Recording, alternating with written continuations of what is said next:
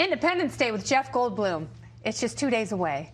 And Nike is celebrating by pulling its flag-themed red, white, and blue sneakers from stores. The Wall Street Journal reporting the move came after former mediocre NFL QB turned activist Colin Kaepernick complained about the shoe's heel, which displays the Betsy Ross flag, one of the very first flag designs from the 1770s representing the original 13 colonies. Nike defending its decision today, saying it is proud of its American heritage, but made the call based on concerns that it could unintentionally offend and detract from the nation's patriotic holiday.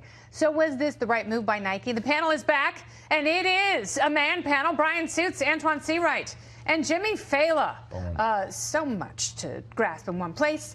Bryan Suits, I will start with you. I think there's too much outrage in the world. Well, I guess they're the unveil of their new "Don't Tread on Me" tread. I guess is. If they had Gadsden flag Nikes, I'd wear them on my head. Yeah. But here's what I found out. I'd wear them on your head. Here's the deal. Here's what I found out that apparently 200 incels in the basement of the Science Building somewhere have usurped the Betsy Ross flag as a white power flag. I didn't know this. I didn't know that invalidated its heritage. But in my book, the American flag is basically a snapshot of the time in which it flew, of how this country's progressed. And maybe we weren't perfect in 1776, but that's the flag that we flew.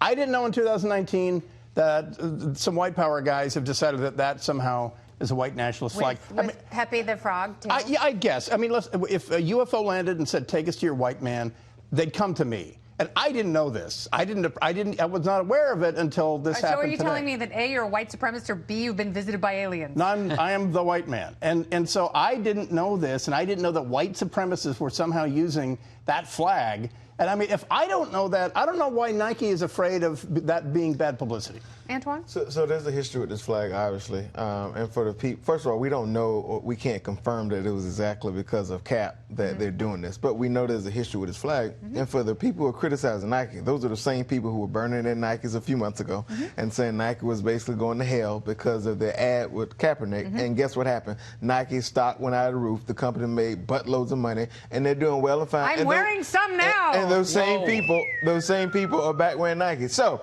at the end of the day, I don't question Nike's decision. What I know is Nike has a good sense of how to play long ball. They've been very successful at it, and I think Nike will always come out on top. That's fine. I get it. But I'm just sick of every corporation capitulating and bending over to the mob.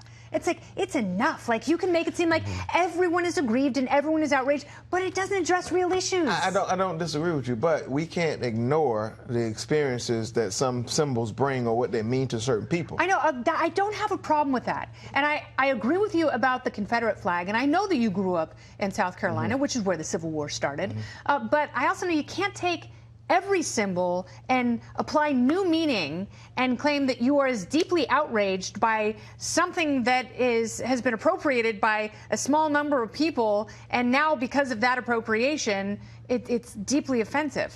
Like, depth takes time. But you know, Kennedy, depth takes real wounding, and it also takes away from some of the real symbols that we have in this country that mean something much stronger. The older I get, the more I value experiences, and that's why we're having this conversation in this country now with Joe Biden and Kamala Harris, because people necessarily have turned the volume down on her experiences and how she views things, but it's personal to her, and we saw it come out tonight. And I think what Nike is trying to avoid is that scenario that played out the other night on the debate stage. Can't avoid everything. Ignoring the at some point, you got to stand up for yourself. People. Yeah, at some point. But I think they made the right decision.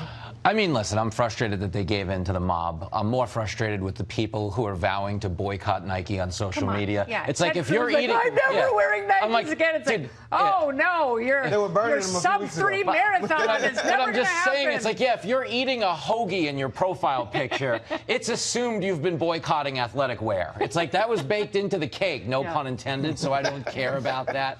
But again, Nike also has to concern themselves with the moral message not only being sent to customers, but to the children making their shoes in the factory. These are young, impressionable children. They are. We're shaping their worldview right now as we speak. Exactly. And if they're inspired by an American flag, we need to crush their spirit and get that production up. Yeah, that's got to be. That's Sorry, got to stop Vietnam. immediately. Yeah. You The asked for the saddest- factory. That 40 cents a day doesn't pay itself, Brian. No, I The know. saddest part of this whole day today was that Betsy Ross trended on Google because people had to search her to find out who she was, which is such a sad note. Oh. They're like, yeah, was she married to the painter, Bob Ross? Yeah. Yeah, Is she like- Ross from Friends? Who is that? It's like really Tulsi Gabbard. Yeah. After the first debate, they're like, who's Cruella de Vil?